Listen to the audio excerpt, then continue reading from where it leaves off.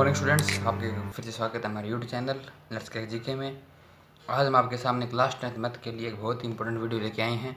इस वीडियो में हम आपको मैथ में आप 100 में 100 कैसे स्कोर कर सकते हैं इस बारे में बताएंगे। तो इसलिए आप वीडियो हमारी पूरी देखना, आपको अच्छे से प्लान समझाएंगे किस प्रकार आप तैयारी करके और कौन सी बुक से पढ़ के आप अपने नंबर पूरे नंबर लेके आ सकते हैं और आपका कौन सा सिलेबस भी हटेगा उसके बारे में आपको बताएंगे। तो इसलिए आप हमारी वीडियो पूरी देखना और वीडियो को लाइक, शेयर और चैनल को सब्सक्राइब करना भी ना भूलिएगा। चलिए आज की वीडियो हम शुरू करते हैं। सबसे पहले हम बात कर लेते हैं उन टॉपिक्स की या फिर उन चैप्टर्स की जो आपके सिलेबस से इस बार हटा दिए गए हैं।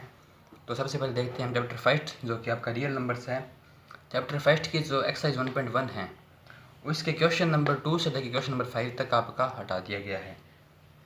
तो ये आपके लिए अच्छी खबर है, क्योंकि 5 क्वेश्चन थे जिसमें से 4 हटा दिए हैं और एक क्वेश्चन ही बाकी बचता है। तो पहले क्वेश्चन को छोड़कर जो बाकी 4 क्वेश्चन हैं उनको हटा दिए गए हैं। दूसरी एक्सरसाइज चैप्टर जो है आपका चैप्टर नंबर 2 जो कि पॉलिनोमियल्स है, उसमें से आपका यूक्लिड डिवीजन लेमा जिसके जो क्वेश्चन आते थे वो क्वेश्चन भी हटा दिए गए हैं। तो ये भी आपके लिए अच्छी खबर है, क्योंकि ये टॉपिक थोड़ा डिफ़िकल्ट टॉपिक था, उतना हार्ड तो नहीं था पर थोड़ा बहुत डिफ़िकल्ट टॉपिक था। तो ये भी आपका हटा दिया गया है। उसके बाद चैप्टर 3 जो है उसमें से आपको जो क्रॉस मल्टीप्लिकेशन मेथड जो होता था, क्रॉस मल्टीप्लिकेशन मेथड इक्वेशन को सॉल्व करने का, उसको भी हटा दिया गया है। और जो आपके एक्सरसाइज 3.5 के जो क्वेश्चन नंबर 1 से लेकर 3 तक जो क्वेश्चन थे वो उस मेथड के थे, तो उनको भी हटा दिया गया है। उसके बाद हम देखते हैं आपके चैप्टर नंबर 4 जो कि है एक्सरसाइज 4.4 का क्वेश्चन नंबर 3 से 5 तक जो क्वेश्चन थे उनको हटा दिया गया है, क्योंकि ये जो क्वेश्चन थे वो थे कंप्लीटिंग द स्क्वायर मेथड के, और आपका कंप्लीटिंग द स्क्वायर जो मेथड था उसको सिलेबस से हटा दिया गया है। तो इस वजह से ये क्वेश्चन जो हैं ये भी कट चुके हैं। इसके बाद हम बात करते हैं चैप्टर नंबर 5 की, जो कि है एपी यानी कि अर्थमेटिक प्रोग्रेशन। आपने सुना होगा चैप्टर के बारे में, आपने पढ़ा भी होगा।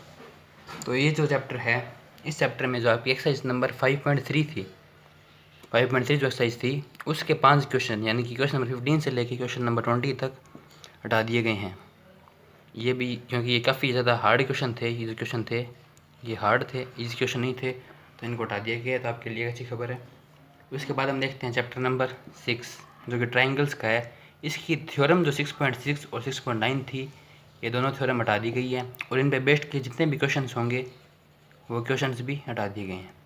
इसके बाद हम बात कर लेते हैं चैप्टर नंबर 7 की, जो कि है कोऑर्डिनेट ज्योमेट्री। इस चैप्टर की जो एक्सरसाइज 7.3 थी जिसमें एरिया ऑफ ट्राइंगल के क्वेश्चन आते थे, उन क्वेश्चन को भी हटा दिया गया है। और इस वजह से एक्सरसाइज 7.3 जो एक्सरसाइज थी ये कंप्लीट ही रिमूव हो चुकी है आपके सिलेबस से। चैप्टर 8 जो था उसमें जो एक्सरसाइज 8.3 है वो भी आपके चैप्टर सिलेबस से रिमूव हो चुकी है। चैप्टर 9 और 10 में आपका कोई भी चेंज नहीं आया है। चैप्टर 11 में जो है वो आपकी एक्सरसाइज 11.1 के जो क्वेश्चन नंबर 2 से लेकर 7 तक जो क्वेश्चन थे उनको भी रिमूव कर दिया गया है। इसके बाद हम बात करते हैं चैप्टर नंबर 12 की। चैप्टर नंबर 12 में जो है आपके जो क्वेश्चन थे 120 डिग्री एंगल वाले क्वेश्चन जो थे, जिसमें 120 डिग्री एंगल लेना होता था आपको, वो क्वेश्चन भी हटा दिए गए हैं, उनको सिलेबस से हटा दिया है। चैप्टर जो 13 है उसमें जो 13.4 एक्सरसाइज थी वो भी कंप्लीट ख़त्म हो चुकी है। चैप्टर 14 में जो है वो आपका स्टेप डेविएशन जो मेथड होता था, आपने देखा होगा, स्टेप डेविएशन मेथड को हटा दिया गया है। और चैप्टर 15 में आपका कोई भी चेंज नहीं आया है। तो ये सब तो वो हैं जो आपके सिलेबस से हटा दिए गए हैं। आपका सिलेबस भी काफ़ी कम कर दिया गया है, तो आपके लिए ज़्यादा नंबर लाने का एक अच्छा मौका है इस बार। तो अब आपको बताएंगे हम कि आप किस तरह से प्लानिंग करके अपने पूरे में पूरे नंबर लेके आ सकते हैं। उससे पहले आप इसका स्क्रीनशॉट लेके और लिख सकते हैं अपनी कॉपी में, ताकि आपको जब भी एक्सरसाइज करें तो आपको ये क्वेश्चन करने की ज़रूरत ना हो, आपको समझ में आ जाए। अब हम देखते हैं कि आप किस प्रकार अपनी तैयारी को अच्छे से करके अच्छे नंबर लेके आ सकते हैं। कौन सी बुक आपको पढ़नी होगी। तो आपको फुल मार्क्स स्कोर करने के लिए जितने भी आप चाहते हैं कि 100 में 100 नंबर लेके आएँ, उसके लिए आपके लिए सबसे पहले आपको करना जो होगा वो काम है, आपको अपनी NCERT जो है उसको कंप्लीट करनी होगी। NCERT आपको अच्छे से कंप्लीट करनी होगी कि आपको कोई भी NCERT क्वेश्चन पूछ दिया जाए तो आप क्वेश्चन में अटके ना। इस तरह से आपको NCERT अपनी अच्छे से करनी होगी। NCERT की जो एक्सरसाइज है वो कंप्लीट करनी होगी, और जो एग्जाम्पल हैं, एग्जाम्पल मोस्ट इंपॉर्टेंट एग्जाम्पल होते हैं NCERT के, एग्जाम्पल में ज़्यादातर क्वेश्चन आते हैं, तो आपके एग्जाम्पल भी NCERT के करने होंगे। इसके अलावा जब आप NCERT अपनी कंप्लीट कर लें तो उसको 2-3 बार रिवाइज अच्छे से कर लीजिए। और रिवीजन करने का तरीका इस प्रकार होगा कि जब आप पहली बार एनसीईआरटी को सॉल्व करते हैं तो उस वक्त जो आपके मोस्ट इंपॉर्टेंट क्वेश्चन होते हैं उसको आप मार्क कर लीजिए, टिक मार्क कर सकते हैं कि ये क्वेश्चन हमें इंपॉर्टेंट लग रहा है, या फिर जो भी आपको हार्ड क्वेश्चन लगते हैं उनको आप टिक कर लीजिए। उसके बाद जब भी आप उस चैप्टर को दोबारा पढ़ें तो सबसे पहले उन जो आपने टिक क्वेश्चन किए हैं उनको सॉल्व कीजिए, क्योंकि इससे आपको जो हार्ड क्वेश्चन लगते थे वो आपको अच्छे से समझ में आ जाएंगे। इनको सॉल्व कीजिए। इनको सॉल्व करने के बाद भी अगर आपको हार्ड क्वेश्चन लगता है तो उसको भी 2 से 3 बार प्रैक्टिस उसकी अच्छे से कर लीजिए, क्योंकि आप जितनी बार प्रैक्टिस करेंगे उतने ही आपको क्वेश्चन ज़्यादा से ज़्यादा समझ में आएंगे।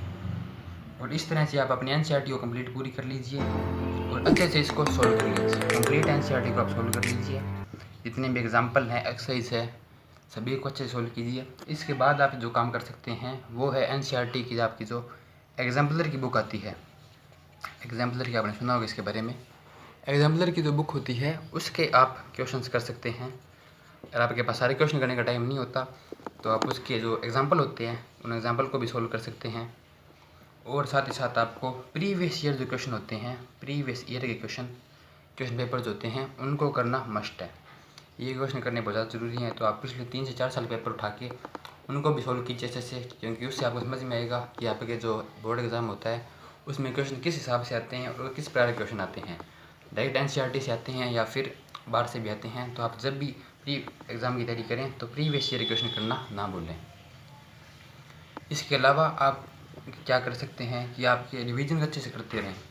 एक बार एनसीईआरटी कंप्लीट करने से कुछ नहीं होगा, आपको कम से कम 2 या 3 बार इसका रिवीजन करना होगा, क्योंकि आप जितना ज़्यादा रिवीजन करेंगे उतना ज़्यादा आपके समझ में आएगा और उतने ज़्यादा आप मार्क्स लेके आ सकते हैं। तो इसके लिए आपको बहुत ज़्यादा ज़रूरी है कि आप अच्छे से अपना रिवीजन करें और एक्स्ट्रा क्वेश्चन करने की कोशिश करें। जितने भी आपके एक्स्ट्रा क्वेश्चन आपको मिलते हैं उतने एक्स्ट्रा क्वेश्चन सोल्व करने की कोशिश करें। आप प्रीवियस ईयर क्वेश्चन करें और आप एग्जाम्पलर भी करना ना भूलें, क्योंकि एग्जाम्पलर के क्वेश्चन भी आजकल काफ़ी आते हैं बोर्ड एग्ज़ाम में। तो ये भी काफ़ी महत्वपूर्ण बुक है। और इसके अलावा अगर आप इतना करते हैं तो आपके नंबर पूरे में से पूरे नंबर आएंगे, आपको कोई भी नहीं रोक सकता। धन्यवाद। अगर आपको वीडियो पसंद आई तो वीडियो को लाइक और शेयर जरूर करें। चैनल सब्सक्राइब करना भी ना भूलें।